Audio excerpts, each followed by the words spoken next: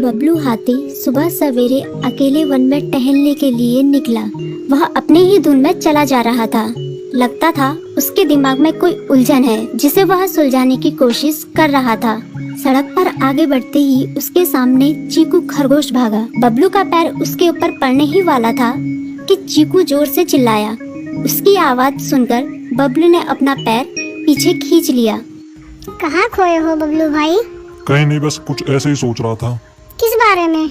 तुम जानकर क्या करोगे? शायद मैं तुम्हारी कुछ मदद कर सकूं। तुम तो जानते हो आजकल वन में कितनी चोरियां हो रही हैं, पर चोर का कोई अता पता ही नहीं है। इस बात को लेकर वन के सारे प्राणी चिंतित थे। वे वहाँ खुद को सुरक्षित महसूस नहीं कर रहे थे। अरे चीकू भाई, हम मजबूर हैं। हम चोर को पकड़ ही नहीं पा रहे हैं। वह बहुत चालाक है और अपने काम को बड़ी कुशलता से अंजाम दे रहा है। कहीं कोई सबूत ही नहीं छोड़ रहा। हमारे राजा इस बात को लेकर बहुत चिंतित हैं। यही कारण है कि हम सब इस बारे में सोच रहे हैं। अब तुम मेरी इसमें क्या मदद कर सकते हो? मैं कुछ सोचता हूँ, हो सकता है मुझे कोई उपाय सूझ जाए। प्रयास करने में कोई हर्ज तो नहीं है। तुम ठीक कहते हो चीकू, लेकिन वन के गुप्तचर भी अभी तक इसका कोई हल नहीं निकाल सके। इतना कहकर वे चुप हो गए। बबलू की बातों ने चीकू को सोचने के लिए मजबूर कर दिया। चीकू को उदास देखकर बबलू बोला, तुम अपना मन छोटा मत करो। मुझे अच्छा लगा कि तुमने मेरी परेशानी को समझा। कभी मैं भी इस वन के लिए गुप्तचर का काम करता था। एक बार मेरी टांग टूट जाने से मेरे अंदर फुर्ती नहीं रही। तब से मैंने यह काम छोड़ दिया। चीकू, तुम चाहो तो यह काम दोबारा कर सकते हो। वन के प्राणी ज्यादातर दिन में भोजन की तलाश करते हैं, वे रात को आराम करते हैं। तुम दिन रात दोनों में ही भोजन की तलाश में निकल सकते हो सकता है रात को तुम्हें कुछ ऐसी बातों का पता चल जाए जो हमारे काम की हो। हाँ बबलू, तुम ठीक कहते हो। मैं आज रात को वन में घूमकर इस बात का पता करने की कोशिश करता हूँ। थोड़ी देर बातें करके चीकू अपने बिल की ओर बढ़ गया और बबलू अपने रास्ते चला गया। चीकू के दिमाग में अभी तक बबलू की कई बातें घूम रही थी। उसे समझ नहीं आ रहा था वह बबलू की मदद कैसे करे। दिन भर वह उसी उधेड़-बुन में लगा रहा।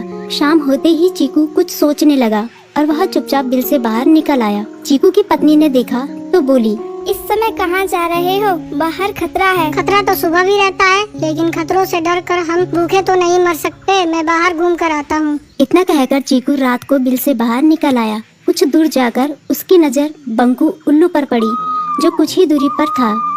वह पेड़ की डाल पर बैठा अपनी गर्दन चारों तरफ घुमा रहा था। वह तेजी से पेड़ की एक डाल से दूसरी डाल पर उड़ रहा था। बंकू की नजर उस पर नहीं पड़ी थी।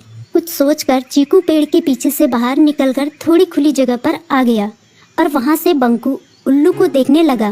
बंकू ने चीकू को अंधेरे में भी देख लिया, पर उसने उसमें कोई उत्सुकता नहीं दिखाई और अपनी गर्दन चारों ओर घुमाता रहा।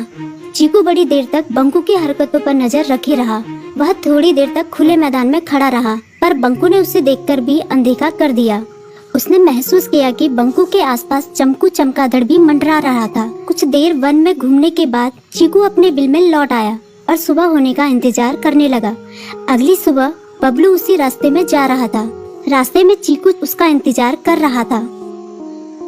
आज बड़ी जल्दी आ गए बबलू। हाँ, आजकल मुझे चिंता की वजह से नींद नहीं आती। कोई नई खबर है क्या? यकीन से तो मैं नहीं कह सकता, पर मैं तुम्हें ऐसे प्राणी का नाम बता सकता हूँ जो शायद चोरों की मदद कर रहा है। कौन है वो?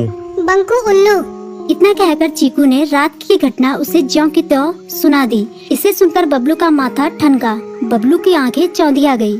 तुम ठीक कह रहे हो। मुझे आज रात बंकू और चमकू पर नजर रखनी होगी। इतना कहकर वे दोनों अपने अपने रास्ते चले गए। बबलू रात को अपने साथियों के साथ बंकू पर नजर गड़ाए रहा। उसकी संदिग्ध गतिविधियों को देखकर बबलू ने उसे उसके साथियों चंकी और संकी लोमड़ के साथ पकड़ लिया। बबलू ने सख्ती से पूछताछ करनी शुरू कर दी।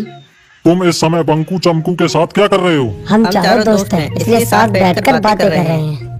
चमगादड़ और उल्लू की दोस्ती तो समझ में आती है, पर लोमड़ के साथ दोस्ती कैसे हो सकती है? सख्ती से पूछने पर दोनों ने अपना जुर्म कबूल कर लिया और सभी चोरियों के बारे में बताया जो उन्होंने कुछ दिन पहले वन में की थी। बबलू ने उनके चोरी का सारा सामान भी बरामद कर लिया। बंकू और चमकू को अभी तक समझ में नहीं आ रहा था कि वो इतनी आसानी से कैसे पकड़ में आ गए।